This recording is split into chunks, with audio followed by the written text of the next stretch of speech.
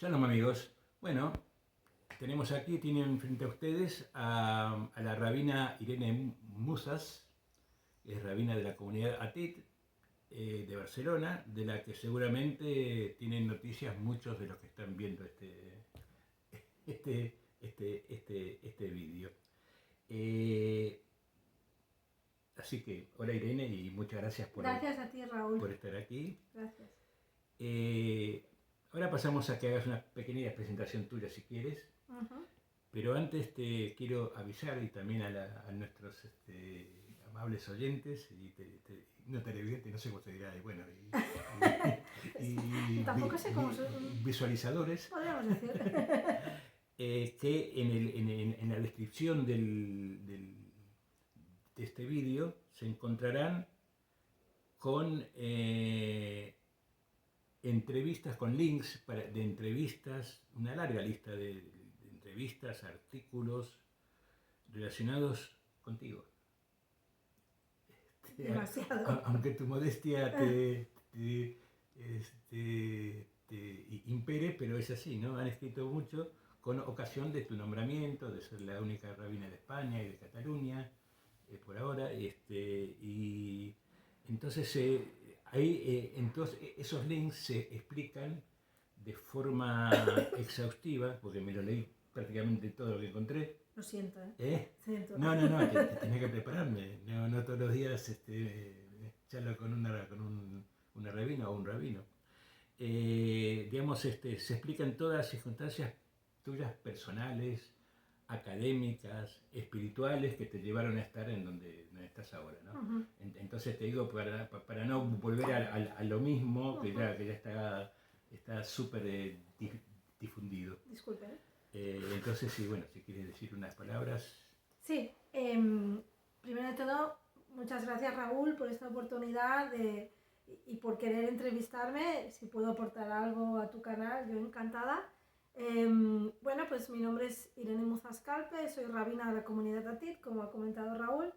Me gradué como rabina, dijéramos, o recibí la smijá el 23 de octubre del 2022 y el 1 de noviembre ya estaba trabajando aquí en la comunidad Atit, es una comunidad masortí, y yo recibí mi smijá en el seminario rabínico masortí, que está afincado ahora mismo en Potsdam y está aliado con la Universidad de Potsdam en Alemania. Esto está muy cerquita de Berlín.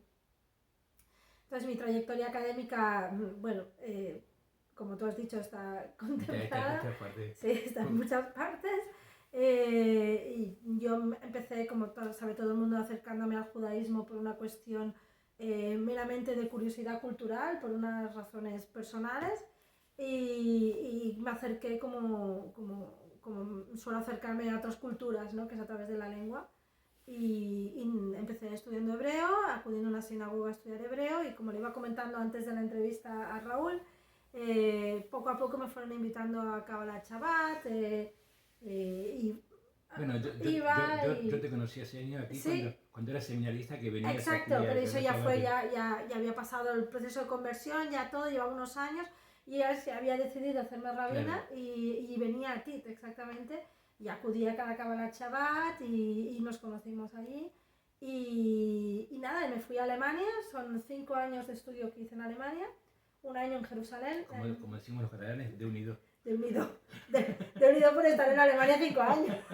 Lo que me han tratado excelentemente bien, la verdad que sí. Y esto te da la oportunidad también de abrirte las miras, ¿no? De ver cómo es el judaísmo en otros países, como es en Alemania, cómo es en Israel, que también tuve oportunidad de vivir allí 1 año, cómo es también en Estados Unidos, porque aunque no he estado en no he vivido en Estados Unidos, pero mis compañeros en Jerusalén pertenecían a varios seminarios rabínicos de Estados Unidos, y ellos te contaban o hacíamos Kabbalat Shabbat entre nosotros, o hicimos una especie de seder de Purim entre nosotros, y veías cómo lo hacen en Estados Unidos, ¿no? Al menos desde el punto de vista del movimiento masortí y de la reforma, que están englobados dentro del progresismo.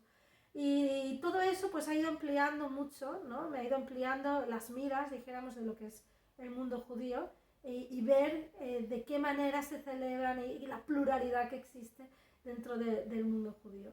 Y esa es mi trayectoria hasta llegar aquí y encargarme de esta sinagoga. Bueno, Vale, justamente como esto que has comentado, no todo, pero casi todo está ya... Ya está explicado, me has dicho que me presente. Pero bueno, no, está bien, ¿no? Aparte escucharlo de ti Claro. es distinto que leerlo o verlo en Ujú, otra parte. Pero, por lo tanto, y si estás de acuerdo, en aras de una cierta, digamos, profundización, de ir un poco más allá, ujú. mi intención en primer lugar es la de conocer tu opinión acerca de un tema en especial, A ver. que creo que tú me dirás, si lo ves así, atañe considerablemente al quehacer judío cotidiano, ¿no? Que es el acercamiento de los gentiles al judaísmo. Ujú, Te preguntarás por qué de este interés. Bueno, te cuento bueno, un poco algo que ya hablamos antes de grabarlo, ¿no?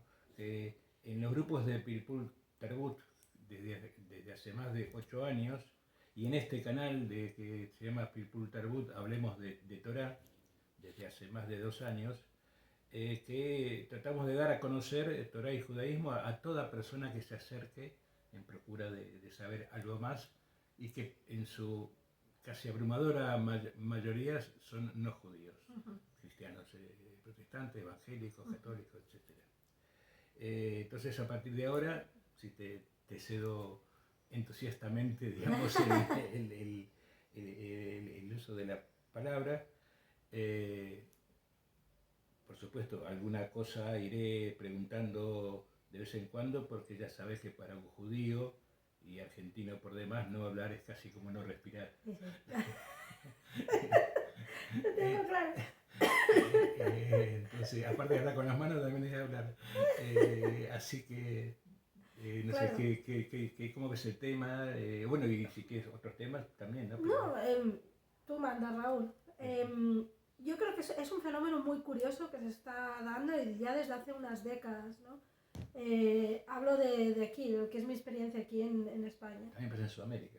En Sudamérica también está pasando. Es muy curioso, pero en Sudamérica es más lógico, si me permites, porque en Sudamérica el judaísmo es mucho más abierto, en el sentido de que se ven las sinagogas. No, no, no que sean abiertos con Las la llama gente. Ashkenazim, por favor. No, no, no, una cosa es, pero las visualizas, las ves las sinagogas, hay vida judía, Sí, se sí, sabe de esa vida sí, judía, sí, ¿no? sí.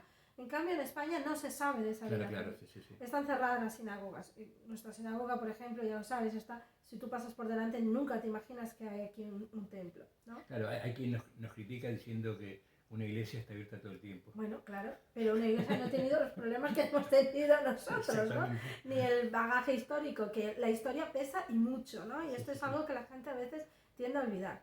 Entonces, en Latinoamérica es lo que te digo, entiendo, incluso en Estados Unidos, porque es algo muy abierto, o sea, ya la gente sabe lo que es un judío. Es conocido, ¿Vale? sí. Exacto, es conocido. En cambio, aquí en España no. En España llevamos muchos siglos sin que se sepa que hay judíos, qué son los judíos y dónde están los judíos. Entonces, que la gente, sin saber todo eso, se acerque y quiera saber, me parece algo muy positivo, ¿no? Porque significa, si nos, como te he dicho, la historia pesa, ¿no? Entonces, antes de la expulsión, hubo todo un proceso de querer apartar al judío, de quererlo tener encerrado en sus barrios, de no permitir ningún acercamiento con los gentiles, ¿no? Sobre todo por parte de los organismos gentiles cristianos, que son los que gobernaban. Pero y se cumplía, no se acercaban. Aunque sabemos por documentación de que habían judíos a los que se les acusaba de judaizantes, es decir, que ya estaban, ¿no? Explicaban y enseñaban Torah y parece ser que eso pues atraía mucho a un grupo de gente y eso se prohibía. Por lo tanto, si había prohibiciones que existían.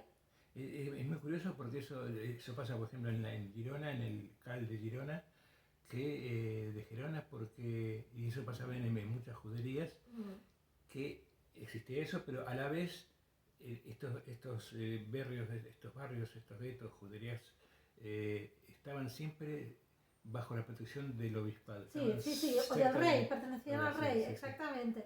Pero quiero decirte que existía esto, ¿no? Existía esta aproximación, del mismo modo que existía una aproximación de judíos que se iban al cristianismo, o bien por convicción o bien por obligación, Bueno, en parte evidentemente. por eso fue la expulsión de España. Exacto, exacto. Por lo tanto, que hoy en día haya esta aproximación libre, porque vivimos en una sociedad democrática y la gente se acerca libremente, hay libertad de culto, y quiere aprender Torá, y quiere acercarse al judaísmo, me parece algo muy positivo. Otra cosa es cómo gestionamos esta aproximación al judaísmo. Mi pregunta iba más a eso. Lo sé. Entonces, ¿cómo gestionamos esta aproximación al judaísmo? Claro, es complicado. Hay una aproximación al judaísmo que es pura curiosidad, y una aproximación al judaísmo que esa curiosidad también lleva una carga de curiosidad y me gustaría pertenecer a ese pueblo, ¿no? De alguna manera. Perdona, pero no siempre lo sabes de entrada. No siempre lo sabes de entrada, exacto. Sabes que a veces evoluciona o a veces no, pero de entrada no lo sabes, no siempre. Yo diría que el 90% de las veces no lo sabes, por decir una cifra. Igual me equivoco, pero esa es mi impresión. No, yo creo que es así, sí. Entonces la gente se aproxima, la gente estudia Torá y la gente se enamora de la Torá y entonces quiere aprender más y de eso hay algunos que hacen el paso y otros que no. Ahora, ¿cómo gestionamos? ¿Qué es lo que veníamos a decir? Por ejemplo, nosotros en nuestra sinagoga, la política que tenemos es que si una persona quiere iniciar un proceso de conversión, primero tiene que hablar conmigo y después, una vez habla conmigo y determinamos, si es que veo que sí, que hay un deseo profundo y serio, no me sirve con que me diga que quiere hacerlo, sino que es la conversación que nos lleva a ello, porque a veces hay muchas otras razones para acercarse al judaísmo, que no necesariamente tienen que llevarte a un cambio tan radical de tu vida como es la conversión. Pero si es una persona, sinceramente veo y honestamente sí, como que el caso quiere... de la pareja, ¿no? ¿Cuál es la pareja? ¿No? Pero eso es otro... ahora también lo hablo. Vamos haciendo pequeños subcategorías. Pero en el caso entonces se aproxima, digo, bueno, mi teoría es, una vez acepto, si no han ido nunca a una sinagoga, que es lo más probable, les invito a que durante un año al menos vengan a la sinagoga y vivan todo el ciclo de año judío. Aunque no hayan decidido hacer la conversión. Ellos ya quieren hacer la conversión, pero yo quiero que vengan antes de empezar cualquier curso de conversión. Vale. Entonces ellos vienen, van viendo. Al cabo de ese año hablamos. Entonces, ¿has visto las locuras que hacemos aquí? ¿De verdad quieres seguir convirtiéndote? Si te dicen sí, entonces iniciamos el proceso de conversión, que consta en los cursos, etcétera, etcétera. Bueno, es una puerta abierta muy generosa esa. Sí, pero bueno, tienen que tener un compromiso, si no, no. Entonces, otro modelo es gente que viene por curiosidad. Entonces, a mí lo que me gustaría es que tuviéramos unas jornadas de puertas abiertas a que la gente conociera la sinagoga y pudiera asistir a algún servicio, siempre y cuando la comunidad lo permita. De momento, esto no lo tenemos nosotros. O sea, yo no suelo admitir a gente que quiere venir por curiosidad a ver un Kabbalah Shabbat, porque creo que es un momento de rezo, es un momento personal, es un momento espiritual en que uno está, un judío está rezando y no quiero que venga aquí gente a verlo como si un poco esa sensación de que te están observando como sí, a ver qué están haciendo. Una ¿no? visita al museo. Exacto, no somos piezas de museo, es gente que está rezando y es gente que está en un proceso, en un día, en unas horas, en unos minutos de espiritualidad profunda o de lo que sea, y no quiero que se convierta como en una pecera donde te vienen a ver qué haces, ¿no? Eso no quita que a veces, por ejemplo, gente que está en proceso de conversión traiga a su familia para que vean lo que está haciendo, eso es otra historia. Pero así de buenas a primeras quiero ver cómo es un Kabbalah Shabbat, no, a no ser que sea puertas abiertas, ya te digo. Siempre y cuando la comunidad no se sienta... Plenos o tratados. Exacto. Eso es una. Luego tú me comentabas lo de las parejas que se convierten al judaísmo porque su pareja es judía.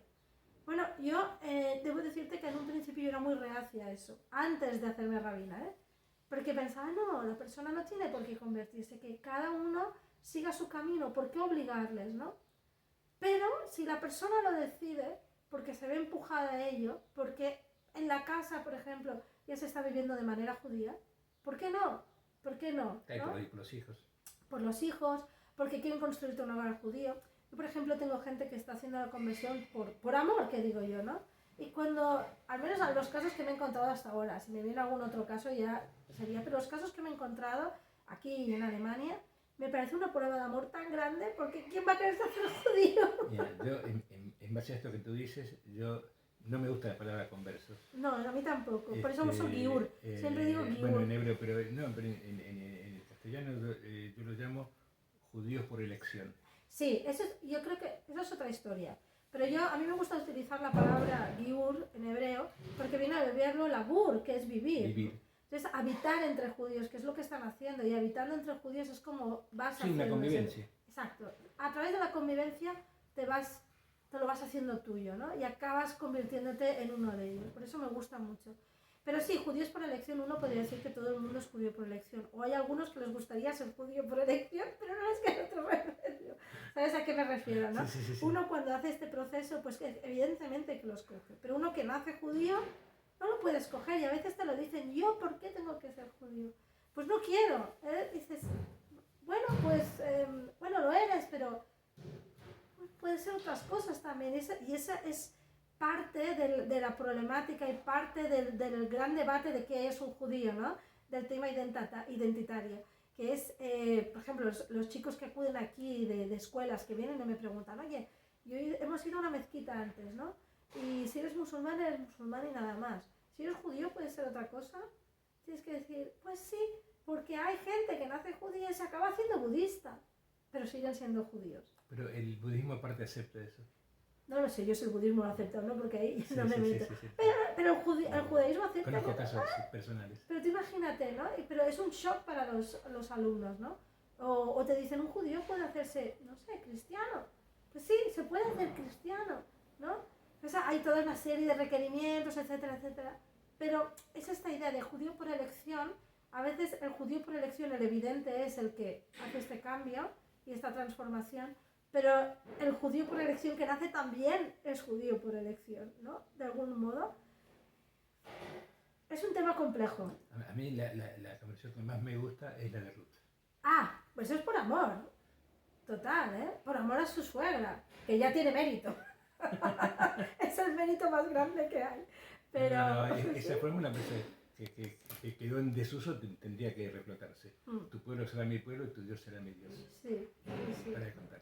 Sí. Y eso es una prueba de que en esa época, cuando fuera que estuviera escrito o cuando fuera que se compiló, se hacía de esa manera. Igual era una fórmula que se utilizaba cuando uno pasaba a ser considerado parte del pueblo judío. Pero justamente surgió a la luz Libro de Ruth en la época del Segundo Templo, que era la misma época en la que surgió la tesis contraria, que era la de Ezra, de que... Exacto, muy Ezra, bueno, es que claro, exactamente. Estaban las dos corrientes que siempre están ahí. Exacto, ¿no? ya había debate, ¿no? Entonces, y más en la Torá ya se ven más ejemplos donde hay debate, ¿no? De cuando se juntan con mujeres, siempre suelen ser mujeres, ¿no? Porque de otras tribus, ¡uy, no! A matarlos a todos, ¿no? Afortunadamente somos judíos rabínicos y no de Torá, porque si no, pero sí, es cierto, seguramente había una fórmula parecida, pero también es verdad lo que dices, ¿no? Que Ezra dice, no, se acabó, pero ¿esto qué es, no? Porque es este miedo a la asimilación, que es la que tenía Ezra, y este miedo a la asimilación igual a desaparición, ¿no? También hay varias tendencias en esto, ¿no? Antes lo hablábamos, hay gente que cree que la asimilación conduce a una pluralidad mayor y así no se pierde, y otros que creen que la asimilación lleva a la desaparición. No, lo comparan inevitablemente. Lo comparan con la ciudad. Exacto. Bueno, eso ya es otro tema bastante extremo. Pero también es cierto que todo esto es parte de estos procesos de identidad que decíamos, ¿no? Sí. Que es un tema que hoy en día está muy candente porque ahora estamos en un periodo al 2023 que la gente, el tema de la identidad es un tema que está en el foco ahora mismo. Otros años, otras décadas eran otros temas, pero ahora mismo es el tema de la identidad. Y cruza todas las sociedades. En todas las sociedades. Todas las religiones. Y todas las religiones y tanto pues ahora la identidad de género como identidad sexual, como identidad nacional, como identidad... La identidad es ahora mismo, está en el ojo del huracán. Y no sé, me parece que es un tema que nosotros llevamos debatiendo hace mucho tiempo. Y si te fijas, todo es hijo del momento que se estaba viviendo. Pero tú me dices Ezra, claro, pero es que Ezra volvía de vivir en la diáspora, ¿no? Entonces, cuando se ha vivido en la diáspora, como por ejemplo el libro de Esther, es un libro de diáspora totalmente, ¿cómo tú puedes representar que realmente eres, cómo te puedes identificar como judío estando en la diáspora? Pues tiene que haber unos... te da miedo primero la asimilación, que es lo que más miedo te da, porque estás en la diáspora y es fácil diluirte. Entonces, ¿qué haces? Afianzar todos los temas identitarios, ¿no? Y un ejemplo muy claro es en el libro de Esther cuando cuando se tradujo al griego, ¿no? La Septuaginta, y se introdujeron capítulos nuevos. ¿Por qué se introdujeron añadidos, 6 añadidos? Y en esos añadidos que había, pues tú sabes que el libro de Esther que leemos los judíos es un libro en el que no aparece Dios para nada. Pero en la Septuaginta, que se escribió, se tradujo al griego, es decir, vivían en la diáspora, añaden 6 capítulos. En Alejandría. Exacto, donde aparece Dios. Y donde Esther es una reina muy piadosa que reza y mantiene kashrut. Eso no lo vemos para nada.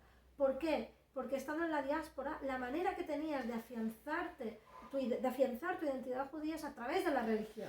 Sí, tenés que adaptar el discurso. Digamos, exacto. Por lo tanto, esto no es algo moderno, esto de la identidad, es algo que ahora está... Esto lleva siglos, llevamos debatiendo. No, una exhaustiva... Lo siento, es que es mi formación académica. Te quiero hacer nada más que otra... Sí, claro. Otra pregunta más que me queda al tintero y después ya, si no, vamos a accedernos. No, que tú estudiaste teología en Potsdam, ¿no? Sí, en la universidad sí. En la universidad. Y yo tenía entendido, quizás equivocadamente, que en el judaísmo no hay teología. Entonces, no sé qué puedes comentar acerca, te comento. Acerca de eso. Disculpen. No, por favor. No sé si es la alergia. Estamos en otoño. El resfriado. Sí. No, en primavera. Estamos en primavera, pero como si fuera otoño. No, como yo estaba en Argentina dentro de poco. Claro, sabía que lo decías por eso. Bueno, el tema de por qué se llama teología, en lo que estudié en Alemania... No, pero aparte, ¿qué opinas sobre esto de judaísmo y la teología? No, hay teología y se debate sobre teología. Pero la razón por la que mis estudios se llamaban teología judía es una razón muy práctica. Como buenos alemanes, ellos tenían en la Universidad de Potsdam, ofrecían estudios judíos, pero desde una vertiente muy cultural y textual. Cuando el seminario rabínico pacta que sus estudiantes puedan estudiar también en la universidad, pero claro, queremos hacer unos estudios que tengan que ver con la parte religiosa. Entonces, en Alemania se estudia la religión desde el punto de vista de las ciencias sociales. Por eso se llama Religion-Wissenschaft, que Wissenschaft vendría a ser como ciencia, ¿vale? Pero no es bien ciencia, pero se estudia desde un punto de vista muy académico, la religión en general. Entonces, los estudios judíos eran estudios culturales. Querían hacer un Wissenschaft, una ciencia también, que estudiara el judaísmo. Sobre todo enfocado a todos aquellos estudiantes que quisieran escoger el camino de profesionalizador dentro del judaísmo. Profesionalizador implica o bien gente que se quiere formar como rabino y ya está en su seminario, pero necesita un apoyo de estudios universitarios, o bien hazanim, o bien gente que quiere llevar sinagogas, etcétera, etcétera. Y entonces, o alemanes no judíos que les interese. O alemanes no judíos que les interese, que está abierto a ellos también, ¿no? Y entonces se ideó la escuela de teología judía y la denominaron teología precisamente para diferenciarla de estudios judíos, que era más cultural. Claro, esto lo primero nos chocó a todos, ¿no? Bueno, ya cuando entrabas ya debatías, ¿no? ¿Por qué teología? Si no existe la teología del judaísmo, ¿no? Claro. Pues era mi duda. Claro, ¿no? ¿Por qué? Bueno, los estudiantes rabínicos desde el día cero ya protestamos por todo. No tiene que ser. Y al final sí que hicimos estudios teológicos en el sentido de estudiar los diferentes puntos de vista de cómo, de qué manera cada rama del judaísmo entiende la divinidad, ¿no? Y de qué manera se vive la halajá, ¿no? Y todo esto llevaba a conceptos que eran dentro de una corriente de la que podríamos hablar teología. Claro, teología es estudio de Dios, pero nosotros no estudiamos a Dios. Si a un caso la cábala estudia a Dios, que no era para nada lo que estábamos haciendo, pero se entendió como el estudio más bien filosófico de lo que era cada una de las corrientes del judaísmo, y cada una de estas corrientes del judaísmo de qué manera trataba el tema de la tefilá, Dios o la divinidad, como quieras llamarlo, la halajá, etcétera, etcétera. Desde un punto de vista filosófico. Pero no de lo que el cristianismo, que esto es algo que nosotros siempre poníamos el punto y el énfasis. Nosotros no somos cristianos, minuto cero. Ya lo sabemos, no os preocupéis, vais a estudiar desde un punto de vista filosófico, y así fue. Es una postura un poco casi decimonónica, en el sentido de no tomar como algo integral, sino como una religión, como una cápsula. Sí, pero todo es muy decimonónico en la Universidad Alemana. Ya, con todos los respetos, se estudia... No, son muy rigurosos. Pero sí, son sí, muy sí. rigurosos, ¿no? Sí, Y sí. entonces ellos venían de esta, todo hay que verlo, venían de esta idea de religión, Wissenschaft, de la ciencia de la religión, y ellos se lo tomaban de una manera, además te lo explicaban así, dicen, no, una cosa es, tenía un compañero musulmán, por ejemplo, que hacía religión, Wissenschaft, y él me decía, no, una cosa es lo que yo creo, y mis creencias en mi vida privada religiosa, y otra cosa es que a mí me interesa estudiar las otras religiones, y las estudiaban a nivel académico, es decir, con sus textos, de una manera muy objetiva, etcétera, etcétera. Incluso el catedrático de la universidad, de lo que sería la Facultad de Filosofía, era doctor en filosofía y doctor en teología cristiana. Y él era muy crítico con los textos cristianos, pero extremadamente crítico. Pero nos decía, bueno, pero una cosa es lo que mi fe y otra cosa es lo que yo estudio como filósofo, como teólogo, etcétera, etcétera, ¿no? Muy interesante. Sí, pero esto eran conversaciones que tenías porque te hacían, como parte de interreligioso, pues conversabas con uno, con otro, y era muy interesante de este punto de vista alemán, que aquí es impensable. Aquí es impensable. Sí, Primero sí. ya es estudiar religión en la universidad. ¿Cómo? Que la gente lo confunde. Es mala palabra. Exacto, confunde adoctrinamiento con el estudio científico, podríamos decir, de lo que es la religión. Bueno, muy interesante. Bueno, yo creo que, no sé si querés decir alguna cosa más. No, lamento haber hablado mucho, pero es No, sí, de las características de los rabinos. Yo te convoqué para eso. No, que estoy encantada de haber podido participar aquí en este canal de YouTube de Raúl, cuando me lo propuso. Si quieres hacer una invitación.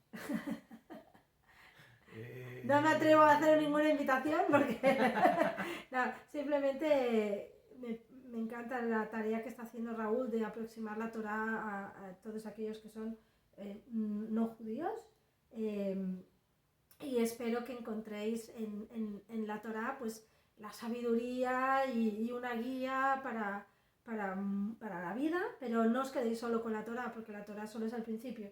A mí me gusta hablar de Torá no solo como el libro físico, sino Torá como enseñanza en general. No, yo siempre hablo de Torá como conocimiento. Exactamente, y ese conocimiento en el judaísmo tiene muchas ramas, pero también imagino que en el cristianismo tendrá muchas, Bueno, cada uno y tiene... en el islam también tendrá muchas otras, pues que desconozco totalmente, pero todas esas ramas es una manera, todo ese conocimiento que se deriva de un texto como es nuestra Torá, que se convierte luego en Torá, no es nada más que un intento, una y otra vez, de intentar dilucidar qué es exactamente lo que tenemos que hacer para que las cosas vayan bien. Por eso lo repetimos cada año, lo leemos cada año. Exactamente. Bueno, pues muchas gracias, Raúl. enormemente agradecido. He disfrutado mucho, espero que nuestros amigos también lo disfruten. Muchas gracias, Raúl. Y bueno, gracias. hasta otra. Un placer. Shalom, shalom. Shalom, shalom.